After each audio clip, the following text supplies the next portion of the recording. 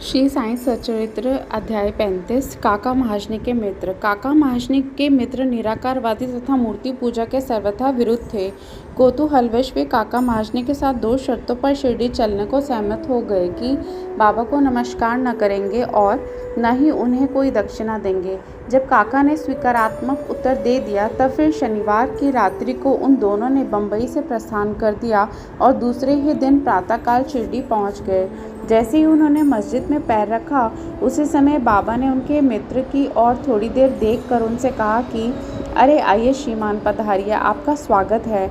इन शब्दों का स्वर कुछ विचित्र सा था और उनका स्वर प्रायः उन मित्र के पिता से बिल्कुल अनुरूप ही था। तब उन्हें अपने कैलाशवासी पिता की स्मृति हो आई और वे आनंद विभोर हो गए। क्या मोहिनी थी उस स्वर में! आश्चर्ययुक्त स्वर में उनके मित्र के मुख से निकल पड़ा कि निस्संदेह यह स्वर मेरे पिताजी का ही है। तब वे शीघ्र दौड़ कर गए और अपनी सब प्रतिज्ञाएं भूलकर उन्होंने बाबा के श्री चरणों पर अपना मस्तक रख दिया। बाबा ने काका से तो दोपहर में तथा विदा लेते समय 2 बार दक्षिणा मांगी, परंतु मित्र से एक शब्द भी ना कहा। उनके मित्र ने फुसफुसाते हुए कहा कि भाई देखो, बाबा ने तुमसे तो 2 बार दक्षिणा मांगी, परंतु मैं भी तो तुम्हारे साथ हूँ, फिर वे मेरी इस प्रकार उपेक्षा क्यों करते हैं? काका ने उत्तर दिया कि बेहतर तो यह होगा कि तुम स्वयं ही बाबा से पूछ लो।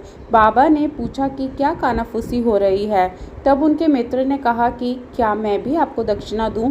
बाबा ने कहा कि तुम्हारी अनिच्छा देखकर मैंने तुमसे दक्षिणा नहीं मांगी, परंतु यदि तुम्हारी इच्छा ऐसी ही है तो दक्षिणा दे सकते हो। तब उन्होंने 17 रुपये भेंट किए जितने काका ने दिए थे। तब बाबा ने उन्हें उपदेश दिया कि अपने बीच जो तेली की दीवार भेदभाव है उसे नष्ट कर दो, जिससे हम परस्पर देखकर अपने मिलन का पथ सुगम बना सकें। बाबा ने उन्हें लौटने की अनुमति देते हुए कहा कि तुम्हारी यात्रा सफल रहेगी। यद्यपि आकाश में बादल छाए हुए थे और वायु वेग से चल रही थी, तो भी दोनों सकुशल मुंबई पहुंच गए।